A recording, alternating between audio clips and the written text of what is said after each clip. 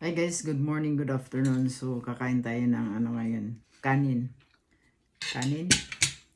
At saka, luto na po yung yung pampano. Dalawang pampano. At saka, yung sabaw na picadillo, sinali na yung buto para naman tayong may sabihin na, aw, aw! Yan. Tapos, sausawa natin, no? Na may sili. Tapos, inuman din natin ang cranberry juice para naman malusaw yung kinakain natin.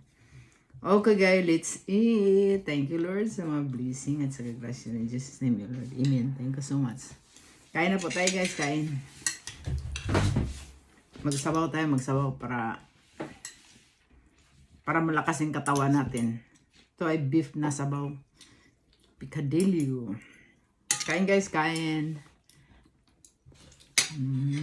Sarap. Wow! Body language star. Lagyan natin ng suka. Sausahan natin sa suka para naman siya masarap. Tapos may sili. Sarap. Kaya kanya-kanyang luto. Kanya-kanyang anong gusto mong lutuin na magluto. Bahala ka din kung anong gusto mong lutuin. Kaya yun. Kaya nakadalawang ulam.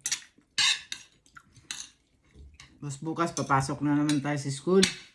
Busy na naman tayo. Kaya sagad-sagarin natin ngayon ang trabaho. Pag magpatamad-tamad, kailangan tapusin lahat ang trabaho para makapagluto ng masarap na ulam.